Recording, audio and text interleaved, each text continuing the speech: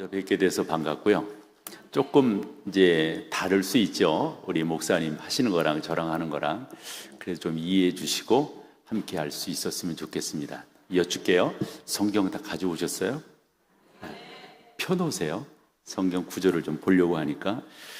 우리가 이제 성경을 볼 때 루터가 한 말이기도 하지만 단어 연구를 해라, 그 다음에 문맥을 봐라, 이런 표현하거든요. 그리고 나서는 역사적 정황 속에서 이 성경을 봐야 옳게 이해할 수 있다. 그러한 뜻에 합해서 이제 성경을 이렇게 볼 때 50절 한 절만 읽었잖아요. 우리 주님께서 소금을 두고 화목하라 이러셨는데 맥락 없이 이렇게 말씀하실 리는 없잖아요. 그러면 어떻게 성경을 봐야 되겠습니까? 문맥을 봐야 되겠죠. 앞에서 어떤 말씀이 있었기에 이 말씀이 나오게 되었는가. 사실 이 50절은 결론과 같은 거예요. 근데 앞에 분명히 어떤 일들이 있습니다. 그래서 성경을 앞쪽으로 가서 한번 봐보세요. 14절로 보실까요? 접속사가 이에 그렇게 되어져 있습니다. 그렇게 보면은 앞에 어떤 일들이 있었고 그것이 연결된다라는 것을 알 수가 있습니다. 그리고 그들이라고 하는 어떤 인칭 명사가 나와 있는데, 그럼 그들이 누구인가? 그 앞에 내용이 있습니다. 혹여 답하실 수 있을까요? 그 앞에 우리 주님께서 변화산에 가셨더랬습니다. 누구랑 갔습니까? 베드로, 요한, 야고보 이렇게 갔습니다. 그 변화산에서의 여러 상황들, 또 우리 베드로가 너무도 놀래가지고 여기가 좋사오니 이러면서 초막셋을 짓자, 이것도 여러분 아시죠? 그러면서 되게 뭐라 그럴까요? 제 생각으로는 이 흥분된 상태에서 이제 내려온 거예요. 근데 내려와 봤더니 이게 웬걸? 이게 웬걸? 이런 일들이 벌어지고 있습니다. 그러면 그 일이 어떤 일이 벌어지고 있었냐면, 어떤 아버지가 자기 아들이 물불을 안 가리는 거예요. 물불을 안 가린다는 말 여러분 아시겠죠?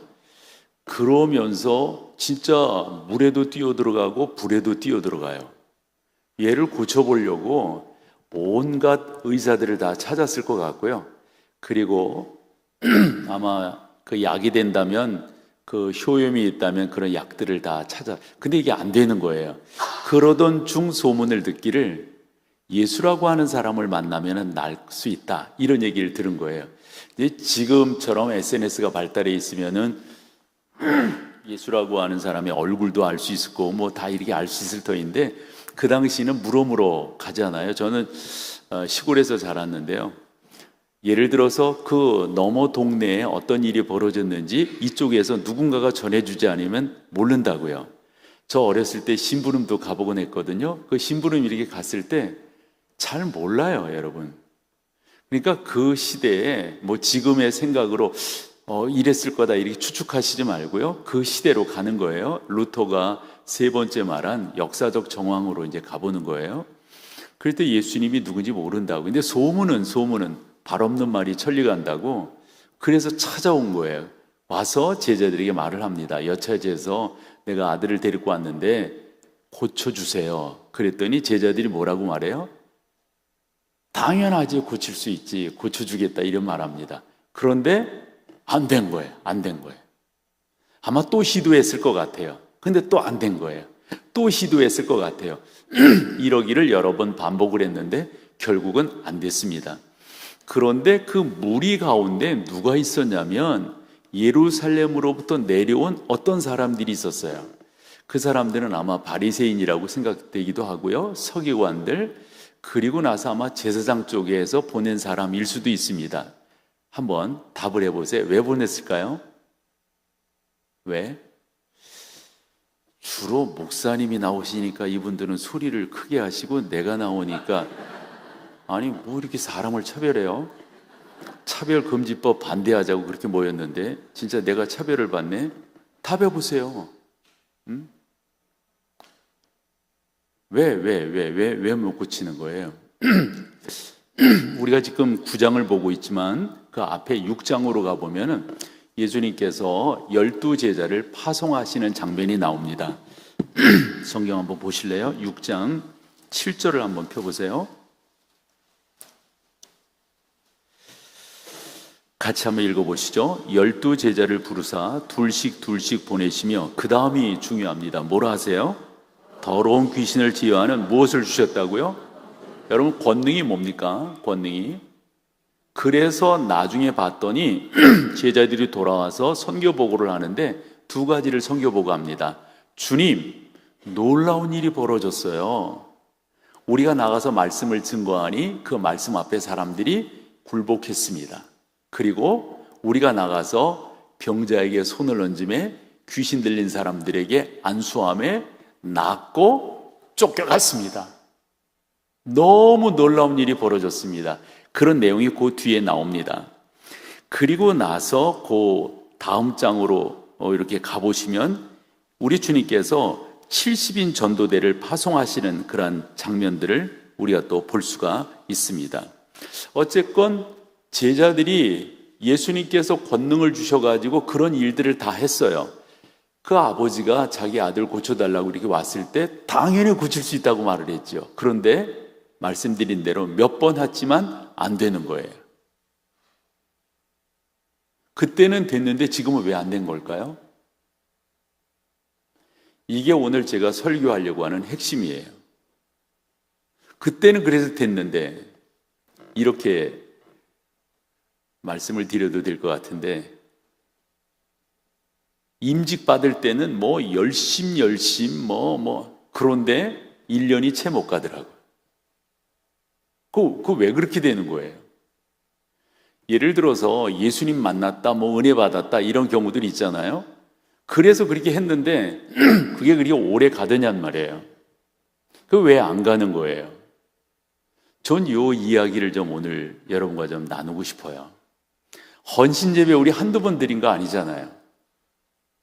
죄송한 표현이지만 우리 교회가 그런데요. 찬양 연습하고 그 다음에 하고 그게 헌신예배일까요? 왜 우리에게는 신앙의 진보가 일이 늦은 거지요? 일이 더딘 거죠? 왜 이렇게 약화되는 거죠? 주의 권능이 우리 가운데 있잖아요. 그 권능을 주님께서 그래서 놀라운 역사들을 이루었고 맛보았잖아요. 그런데 지금 왜 안 되는 거예요? 그때 우리 주님께서 그러면 그 아들을 데려와라 이랬을 때 그 아버지의 말이 의미가 또 있어요. 아니, 당신이라고 가능합니까? 이런 식의 이야기예요. 그때 우리 주님께서 그 유명한 말씀을 하십니다. 뭐라고 그러시는 거죠? 할 수 있거든이 무슨 말이냐? 믿는 자에게는 능치 못할 일이 없느니라 이리 말씀하세요.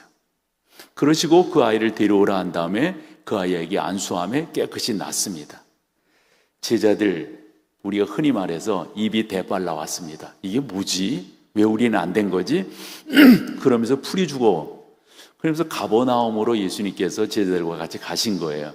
가서 아마 자리를 잡으시고 방 안에 앉았을 때 어느 한 제자가 용기를 내서 예수님께 묻습니다. 예수님, 우린 왜 못한 거예요?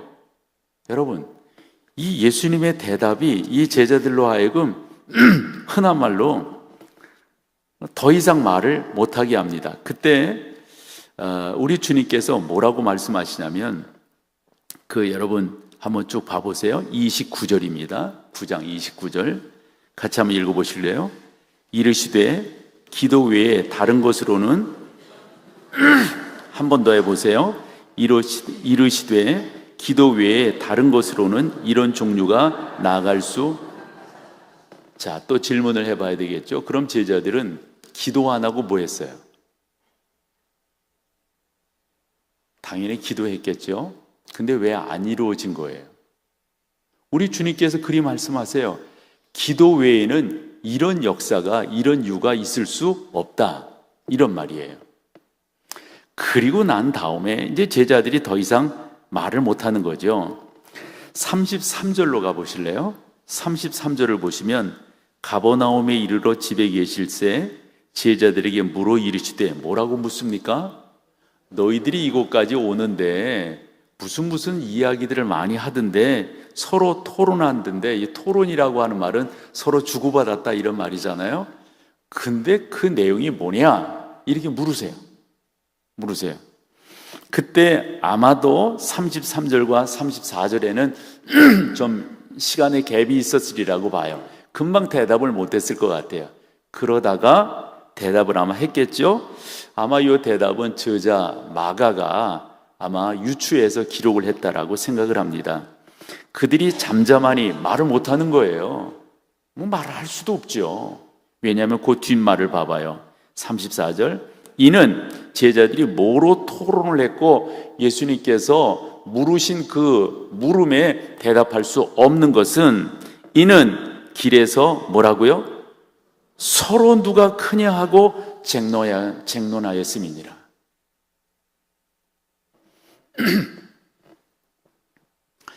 종종 질문 드는 게 그런 겁니다. 왜 우리의 신앙에는 진보가 없는 거지? 그냥 제 식으로 말하면 우리가 신앙생활한 지가 1, 2년이 아니잖아요. 하루 이틀이 아니잖아요. 또 더 나가서 직분을 받은 게 이게 죄송하지만 목회자들도 여기에서 예외일 수는 없다고 생각해요. 왜 그런 거죠, 여러분? 왜 그런 거죠? 저는 오늘 설교를 교회에서요, 창세기 28장을 가지고 설교를 했어요. 그 설교를 하며 이와 같은 목적으로 설교를 한 건데요, 하나님께서 야곱을 만나 주신다고요. 그래서 그 28장 12절 이하에 보면 그가 사다리 환상을 경험하게 된다고요. 그때 우리 주님께서, 우리 하나님께서 야곱에게 하신 말씀이 뭐냐면, 내가 너와 함께 할 것이고, 그래서 그 15절로 가보면 너를 이곳으로 오게 할 것이고 내가 끝까지 너를 지켜줄 거다, 이런 말씀을 하세요. 그 말인 즉슨 앞에서 27장에서 그가 아버지를 속이고 형을 속이고 축복을 받은 그런 그 모든 것들은 죄송한 표현이지만 그냥 종교성이에요. 죄송하지만 하나님 믿은 거 아니에요. 우리 가운데 그런 모습이 있지 않나요?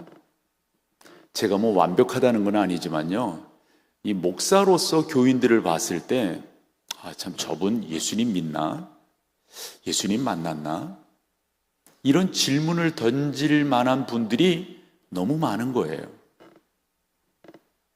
정말 우리가 내 안에 예수, 그분은 누구이신가? 그래서 하나님께서 야곱에게 뭐라고 말씀하시냐면, 나는 야훼다 라고 말씀하세요. 나는 야훼다. 그 야훼다, 나는 여호와다, 이 말씀이 뭔 말이에요? 나는 말이야, 약속한 것, 언약한 것은 꼭 지키는 그러한 절대자 하나님이다. 너 증명해 볼래? 너의 할아버지 아브라함에게 내가 약속했더랬어. 내가 너의 아버지 이삭에게 약속했더랬어. 그런데 물어봐라. 할아버지는 그때 안 계셨겠지만 내가 약속을 안 지킨 것이 있는가 물어봐라.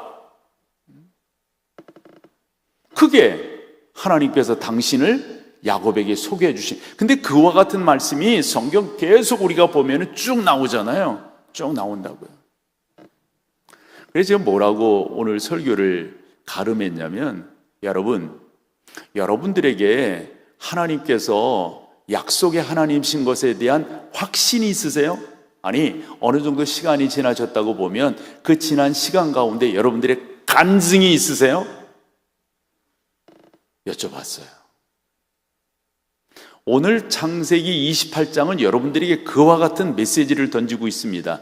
그렇듯이 오늘 본문은 여러분들에게 예수 믿는다고 하면서 형식과 형태는 갖추었는지 모르지만 정말 그 안에 알맹이가 있는 건가?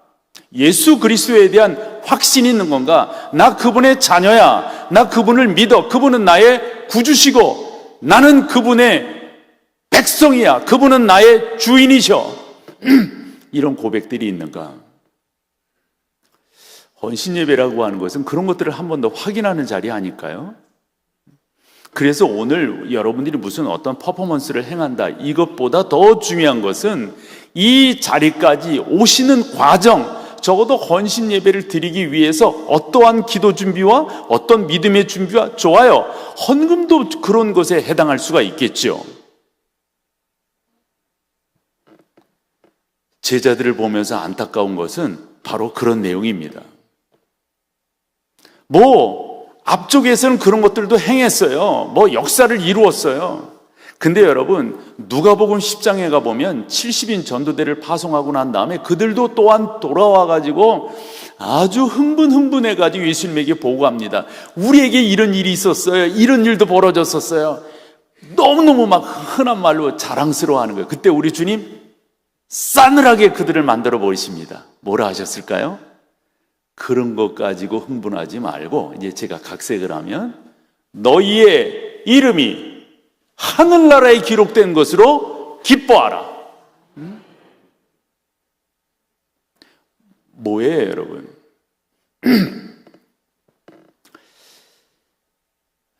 제가 올해 2번 의미 있는 곳에 가서 예배를 인도했어요. 그때는 마가복음 4장을 갖고 나누었는데요. 하나는 육사에 가서 장군들, 예비역 장군들 그 모임 가운데 이제 우리식으로 말하면 총회를 하는 거예요. 거기에 초대를 받아서 제가 군대 생활할 때 그런 분들도 아직 생존에 계시더라고요. 그런 자리에서 설교를 하면서 그런 표현을 했어요. 올 연초에 CBMC 전국 신년 할애 때 강사로 가서 또 그런 설교를 했어요. 우리가 지금 예수 그리스도를 믿고 있다고 하지만 우리의 믿음의 진정성은 어디에 있습니까? 진짜 우리의 진정성이 있는 것입니까? 라고 여쭈었습니다. 사랑하는 여러분, 이 제자들 가운데 이런 역사가 안 나타난 이유가 어디 있을까요? 저는 다른 데 있지 않다고 봐요. 창피할지 모르지만 이런 경험을 하는 게 중요해요. 이런 경험을. 그래서 성경을 이렇게 보면 복음서를 봤을 때 이 제자들이 정말 하나님께 붙들린 사람인가? 여러분 잘 아시는 요한복음 21장도 좀 그렇지 않나요? 베드로에게 너 나 사랑하니? 너 나 사랑해? 너 나 사랑하냐고. 그때 베드로가 놀라운 고백을 하지요. 주님 아시잖아요. 제가 주님 사랑하는 줄. 그래서 우리 주님께서 베드로가 앞으로 어떤 일을 만나게 될 것인가를 쭉 설명을 하십니다. 근데 베드로의 눈이 누구에게 갔다고요? 요한에게. 그러면서 물어요. 얘는요? 그때 그 질문이 좀 그렇기 때문에 우리 주님께서 따끔한 말씀을 하세요. 베드로, 내가 요한을 하늘나라로 갈 때, 아버지로 갈 때 데리고 간다 한들, 아니 내가 다시 올 때까지 요한을 남겨둔다 한들 그게 너한테 뭔 상관이냐? 너는 너의 길을 가거라. 우리가 신앙생활을 하면서도 그런 경우들을 너무 많이 봐요. 자꾸 우리 신앙생활이라고 하는 것은 하나님 앞에서 내가 쓰는 거잖아요. 내가 어떠한 자세로 그 하나님을 바라보고 나의 신앙의 이 귀한 걸음들을 지속시켜 가는가. 이게 신앙생활이잖아요. 남이 안 보일 수는 없겠죠. 우리 연약한 사람들이 신경 안 쓰일 수는 없겠죠. 그러나 그것이 우리 신앙의 주제일 수는 없다고요. 내가 얼마나 그 하나님을 바라보고 살아가는가, 내가 얼마나 그분 앞에 서 있는가. 목사인 저도 마찬가지죠. 끝까지 꾸준하게 내가 그 하나님 앞에서 어떻게 해서, 그러면서 원칙들을 정해놓는 거예요. 나의 삶의 태도들을 한 번 더 점검해 보는 거라고요.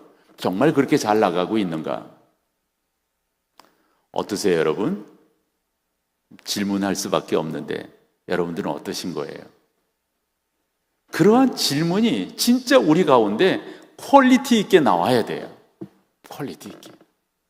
기독교라고 하는 스펙트럼이 넓어요. 여기서 여기까지 기독교예요. 그러나 여러분 죄송하지만 값싼 기독교가 있다고요. 왜 그쪽에서 계속해서 그저 그 정도 되는 사람들처럼 전능하신 하나님이 나의 아버지시잖아요. 나는 그분을 믿고 있잖아요. 그분의 능력 가운데 있잖아요. 근데 왜 나는 계속해서 저 밑에서 헤매고 있는 거죠? 좀 더 여러분들의 퀄리티를, 여러분들의 클래스를 좀 높일 수 없나요? 저는 우리 교회가 좋은 것 중에 하나가요, 우리 원로 목사님 때부터 우리 교회가 가지고 있는 표징이에요.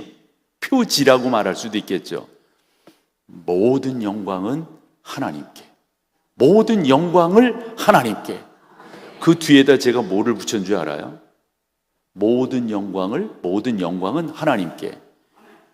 아니 내가 말한다며 해요. 아멘. 할렐루야. 그럼 내가 뭐라고 그랬냐면요, 책임은 내가. 반대인 경우가 많잖아요. 누구 때문에, 뭐 때문에, 어쨌고 저쨌고 그러면서 자기에게 자꾸 포커싱 되잖아요. 이건 올바른 신앙일 수 없다고 생각해요. 주님을 옳게 만나면요, 나는 없어지는 거예요. 주님을 옳게 만나면요, 나를 내려놓게 돼 있어요. 그리고 자꾸 주님을 높이게 돼 있어요. 여러분, 요 맛을 알아야 돼요. 요 맛을. 저는 교회에서도 우리 주님 말씀을 묵상하는데, 그리고 그 말씀이 늘 옳다고 하는 것을 강조하는데, 그 중에 하나가 요한복음 14장 27절입니다. 우리 주님 그렇게 말씀하세요. 내가 평안을 너희에게 준다. 그때 제자들은 평안은 뭔 평안? 당신 떠나신다고 그래가지고 우리 지금 힘들어하고 있잖아요. 염려하고 있잖아요. 걱정하고 있잖아요. 지금 이런 마음이에요. 그래서 요한복음 14장 1절에 보면 너희는 마음에 근심하지 말라. 하나님을 믿는 것 같이 나를 믿어라. 하나님을 믿는 것 같이 나를 믿어라. 다음번 성경에는 그렇게 번역이 돼야 된다라고 저는 생각을 하는데, 하나님을 믿는 것 같이 나를 믿어라. 내가 너희를 위하여 하늘 아버지께 가서 거처를 예비하고 난 다음에 너희에게로 와서 너희를 내게로 인도할 것이다. 쭉 말씀을 하세요. 그리고 6절에 가서 나는 길이요 진리요 생명이니 나로 말미암지 않고는 아버지께로 올 자가 없다. 쭉 말씀을 하신 다음에 그래도 제자들 가운데 이 안식이 없어요. 그때 우리 주님 말씀하세요. 내 평안을 너희에게. 뭐예요 그게? 그때 우리 주님 말씀하셨어요. 뒤에 기억되세요? 내가 주는 것은 세상이 주는 것과 다르다.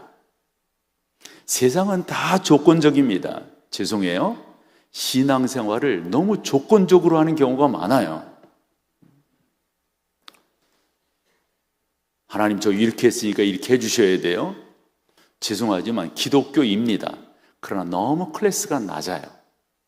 너무 낮아요. 클래스라고 하는 말은 클래식이라고 하는 말에서 나왔어요. 적어도 여러분들이 그런 수준 있는 고전적인 신앙을 갖는 것, 보이는 것에만, 뭐예요 그 맹탕인데, 뭐 열심히 하는 것 같아요, 뭐 하는 것 같아요. 그럼 뭐예요? 누가 크냐? 누가 예수님 오른쪽에, 누가 예수님 왼쪽에 쓰고 앉을 거냐? 사람들에게 돋보이는 그런 것에만 관심이 있는 그런 신앙생활, 그건 아닌 거죠.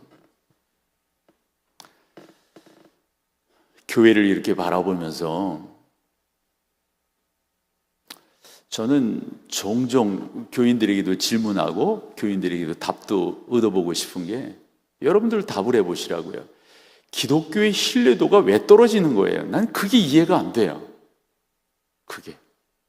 여러분, 우리가 불교 뭐 그런 종교를 뭐 탓하고 뭐 하려고 하는 건 아니지만, 그렇게 비교되니까 캐톨릭 진짜 내부로 들어가면요, 저 많은 걸 아는 것은 아니지만 조금 아는데요,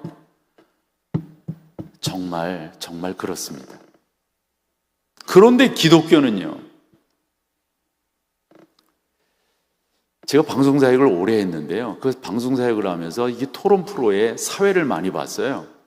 그 MC를 이렇게 보면서 지금도 기억되는 게, 사학법에 대해서 한번 크게 뭐 지금부터 뭐 3번 그 대통령 때 있었던 일인데, 그것에 대해서 지금 토론했던 게 지금도 기억나요. 그러면서 사학을 우리나라에 100개로 본다면 기독교 사학이 95개 정도 됩니다. 그 학교들 중에 하나 두 개가 말썽이에요. 그러면 다른 학교들은, 그런데 하나 두 개가 그 못된 사람들에 의해서 클로즈업되고, 이것이 마치 기독교 사학의 비리인 양 흔한 말로 요즘 우리 흔히 그런 말 많이 하죠. 덮어 씌워버린단 말이에요. 기독교가 우리나라에 들어온 지 140년 돼 가는데요. 이런 학교 사역 안 했다면 지금 우리나라에 지금 이 모습이 있을 수 있을까요? 저는 거민정 교과서 이것에 대해서도 한때 몇 차례 토론할 때 MC를 봤었는데요. 그때도 보면 이 흔한 말로 이쪽에 있는 사람들은 그걸 자꾸 빼버리려고 그럽니다. 자꾸 빼버리려고. 전 그런 질문을 했어요. 기독교가 우리나라에 들어와서 사람들을 세우고 이 나라의 발전에 역할을 감당한 것, 그리고 이 나라의 60년, 70년, 좋아요 80년대까지 부흥의 기독교의 역사가 일어났고 미쳤던 것들을 빼버린다면 과연 뭐를 근대사에 적을 수 있을까요? 이렇게 질문해 본 적이 있어요. 근거들이 다 있거든요. 다 있어요. 그런데 이런 훌륭한 기독교가 왜 지금 이렇게 되는 거죠? 이유는 간단합니다. 교회당 안에 있으면서 첫째 문제는 목회자들에게 문제가 있죠. 그렇게 못하고 있는 그런 부분들, 엉뚱한 생각들 하는 게 엉뚱한 생각들. 옳게 예수님 만나고 옳게 예수 그리스도를 믿고, 그러니까 이런 거 있잖아요. 이 세상이 내 삶의 따가 아니라 이 세상은 하나의 과정, 지나가는 것에 불과하다. 나의 본향은 하늘나라에 있다. 나는 하나님의 자녀로서 그렇게 살 것이다. 이런 분명한 생각들이 있다면 엉뚱하게 하겠어요? 거기서 키재기하고 누가 크냐 이런 거 하겠어요? 말도 안 되죠. 한국 기독교만큼 갈라져 있는 데가 어디 있어요? 이유가 어디 있어요? 다 키재기하고 있어요. 키재기하고. 나 이번에도 아주 뭐라 그럴까요? 좀 속상했다고 하는 게 더 나을 것 같아요. 지금 나라의 정세가 좀 이렇잖아요. 그래서 우리나라의 여타 종교들 7개가 나름대로 성명서를 냈어요. 지금 나라를 이렇게 세워야 됩니다. 지금 나라 가운데 이런 부분들이 부족합니다. 저는 상당히 좋은 성명서를 냈다고 생각해요. 한데 아쉬운 것은 기독교가 그 안에 안 들어가 있어요. 뭐예요? 그럼 왜 안 들어갔겠어요?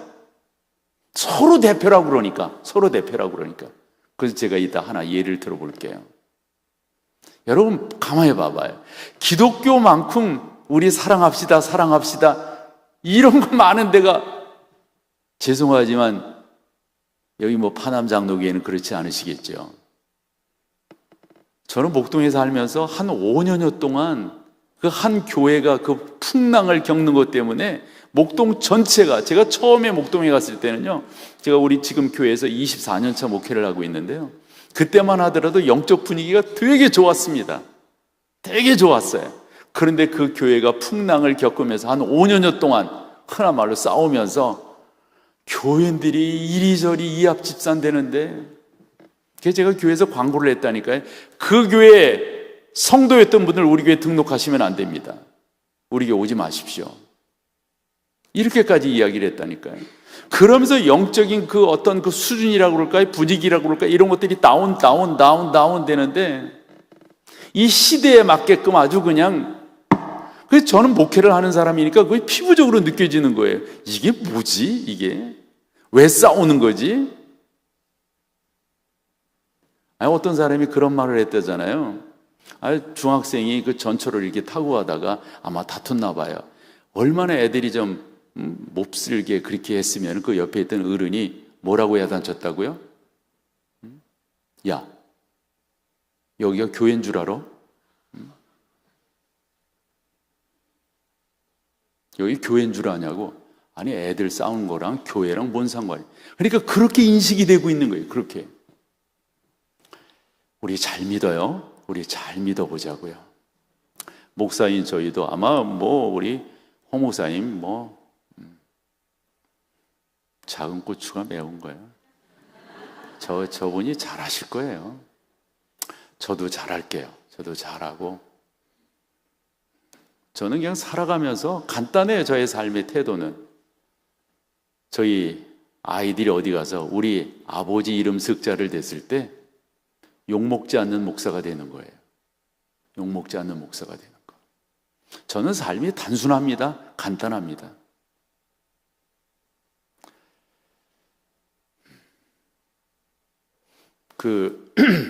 한반도 깃발 한번 보여주실래요?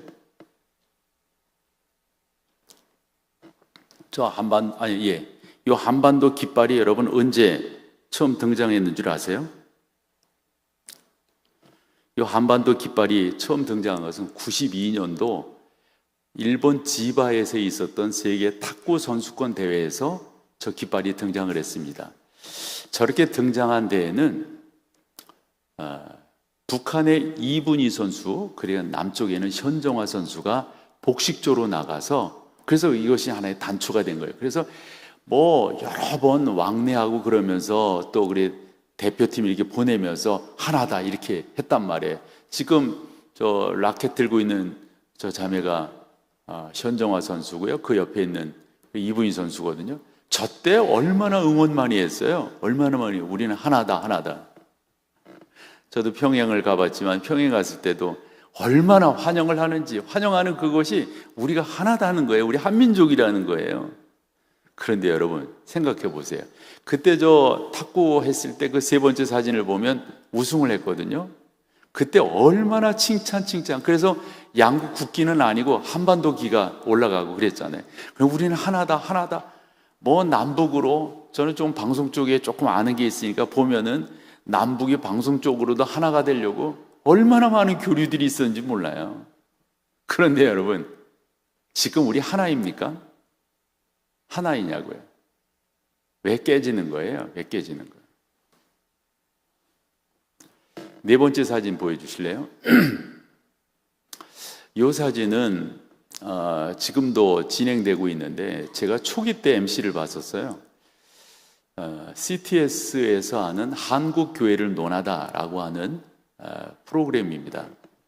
저 프로그램이 처음 만들어질 때 PD랑도 우리가 이런 식의 컨셉을 갖고 요 프로그램을 진행시켜 나갔으면 좋겠다. 왜냐하면 너무 한국교회에 대한 이런저런 이야기들이 많으니까. 그러면 어떻게 할 수 있고 방송이 할 수 있는 역할이 뭐냐? 그랬을 때 제 내놓은 의견이 그거였어요. 우리 좀 원로들을 초청해서 이야기를 좀 들어보자. 그러면서 각계 원로들, 목회자뿐만 아니라 각계 원로들을 이렇게 초청해서 이야기를 듣던 그런 때였었는데, 요 시간이 지금도 기억나는 것은 뭐 여러분들이 아시겠지만 제가 보기에 왼쪽으로 손봉호 박사인데, 손봉호 박사는 지금 한동대 총장으로 가 계시죠. 그리고 김명혁 목사님은 작년에 돌아가셨어요. 참 귀한 분이신데, 그리고 그 뒤가 노량진 교회 원로 목사이신 리민식 목사님이십니다. 올해 95입니다. 저분의 생신을 교단적으로 하는 것을 제가 올해 교단적으로 하는 걸 볼 수가 있었고, 그 옆에 있는 분은 감리교회 원로이세요. 그래서 장로교 뭐 이렇게 또 교수 쪽에 뭐 이런 쪽으로 이제 항상 그런 패널들을 섭외할 때는 그런 식으로 섭외를 한다고요. 저 때 주제가 뭐였냐면, 원로들께서 한국교회를 보시고 고언을 해주세요. 이러면서 돌아가면서 이야기를 할 때, 지금도 저의 마음속에 아로새겨져 있는 것은 한국교회의 문제는 목회자의 문제입니다. 그러고 봤더니 목회자가 잘하면 한국교회 한 90몇 %는 감당할 수 있을 것 같아요. 두 번째 이야기가 뭐냐면, 저는 손봉호 박사가 한 이야기가 지금도 기억나는데, 그때 손봉호 박사가 성탄절 때 이야기를 하나 꺼내시더라고요. 성탄절에 KBS를 보고 있는데 KBS에서 성탄절 축하 메시지를 내보내는데 제일 먼저 축하 메시지로 나온 사람이 천주교 캐톨릭의 추기경이에요. 그래서 사실은 우리나라의 개신교가 가지고 있는 어떤 무게감이 있잖아요. 그래서 손 박사는 그런 이야기죠. 개신교가 적어도 이 정도 되는데 왜 어떻게 첫 번째로 캐톨릭, 근데 이제 캐톨릭은 국가적인 의미가 있잖아요. 그리고 추기경 그러면은 그 캐톨릭 안에서도 상당히 지위가 있으니까, 그러면 그 정도로 이해를 하자. 그러면 다음으로 축하 메시지를 개신교 쪽에 누가 하는가 이렇게 기다리는데, 웬걸 개신교 목사가 안 나오고 조계종 총무원장이 나와가지고 성탄절 축하 메시지를 하는 거예요. 목동도 보면 템플스테이가 하나 있는데 거기에 매번 성탄절 때 프랜카드를 붙여. 그거 왜 붙이는지 모르겠어. 돈 들여서. 뭐라고 붙이냐면 아기 예수 탄생을 축하합니다. 아니, 당신들이랑 아기 예수 탄생과 뭐가 상관이 있어? 그냥 가만히 있으면 서로 좋은 건데, 뭐 이게 서로 종교 왕래라고 그래가지고 또 종교 다운론이 이제 확대되고 있으니까 아마 그런 일들이 벌어지는 거예요. 그래서 손봉우 교수가 저를 보고 계시다가 이게 뭐야? 그러면서 다음번에는 이 개신교 쪽에 누가 나오나 안 나오고 다른 방송, 다른 프로그램을 이렇게 넘어가더라는 거예요. 너무 이 양반이 역정이 나가지고 그때 무슨 여대 총장을 할 때예요. 너무 역정이 나가지고 KBS에 전화를 했어요. 그런데 제가 이것을 좀 더 자세히 아는 게 그때 KBS에 전화를 적어도 그 정도 클래스의 분이 전화를 하면 또 그 정도 되는 분이 전화를 응대를 하는 거예요. 그냥 뭐 안내양이 하는 게 아니라 그때 그 응대를 한 분이 우리 교회 집사야. 예? KBS에. 그래서 더 자세히 알게 됐어요. 더 자세히. 그래서 이 손 박사가 물었어. 아니, 적어도 성탄절 축하 메시지, 성탄절 하면 개신교회에 있어서 큰 명절인데 KBS 공영방송이 축하 메시지 이렇게 내보내면서 첫 번째 안 내보낸 거 이해한다. 좋다. 두 번째 안 내보낸 것도 이해하겠다. 아니, 그러면 개신교 쪽에서 누구 하나 해야 될 거 아니느냐. 그랬더니 KBS의 그 집사가 그런 식의 이야기를 한 거예요. 너무 부끄럽지 않아요? 뭐라고 얘기했냐면, 총장님, 개신교 쪽에서는 누구에게 이제 방송용어로는 딴다는 말을 하거든요. 누구에게 축하 메시지를 받아요? 그게 무슨 말이냐면 손 박사가 그 얘기를 다 설명을 하시는 거예요. 한기총회에서 그러면 한장총회에서 말하고, 한장 그러면 KNC, 서로 우리가 기독교의 대표주자라고 그런다는 거예요. 만약에 이 팀에서 그것을 따잖아, 그러면 여기서 따진다는 거예요. 왜 거기가 기독교의 대표주자냐? 우리지. 여러분, 우리 본문에서 누가 크냐라고 제자들이 서로 키재기한 거와 다를 거에 뭐가 있어요? 저는 여러분 가운데 이런 모습이 없기를 바라요. 여러분들이 믿는 예수는 어떤 분이세요? 여러분들은 어떤 예수를 믿고 계신 거예요? 왜 교회 와서 나네라고 고개를 드는 거냐고요? 뭐 여기는 안 그러시겠지만 괜히 저기 잘하는 교회 와서 큰 소리 치네. 목사님 미안해요. 왜 교회가 분쟁이 일어나고 왜 누가 크냐? 내가 대표다. 이 죄송하지만 뭐 하는 거예요? 나는 아무것도 아닙니다. 뭐예요? 주님의 은혜가 없으면, 주님의 사랑이 없으면 나는 아무것도 아닙니다. 우리 그런 찬양해야 되는 거 아니에요? 예수님이 영광 받으셔야 될 그 자리에 사람이 올라가 있는 경우가 얼마나 많냐고요. 저는 이 건강한 교회, 이 파남 장로교회는 우리 주님만 높이는 그러한 건강한 교회 되기를 축복합니다. 여러분들이 그렇게 만들어 가셔야 돼요. 헌신 다른 거 아니에요. 나 그렇게 신앙생활 할 거야. 나 그렇게 우리 주님 찬양할 거야. 여러분, 김익도 목사님이 그런 말을 하셨다고 하는데, 예수는 내가 믿고 덕은 네가 보는구나. 그 설명을 안 할게요. 적어도 여러분들이 예수 그리스도를 믿기 때문에 주변이 화평해야 되는 것 아니에요? 소금을 두고 화목하라. 이 말씀 우리 주님이 왜 하셨겠어요? 소금이 가지고 있는 특징이 있어요. 그 특징이 여러 가지가 있지만 요거 이야기할게요. 소금이 소금 되기 위해서는 뭐 해야 됩니까? 녹아져야 합니다. 자기를 녹여야 됩니다. 스며들어야 합니다. 그래야만 역할을 감당할 수가 있습니다. 소금으로서 그저 존재한다면 역할을 감당할 수가 없어요. 여러분, 우리 주님께서 왜 소금을 두고 화목하라 하셨는가? 한 번 더 생각하고 묵상할 수 있는 여러분 되시기를 바랍니다.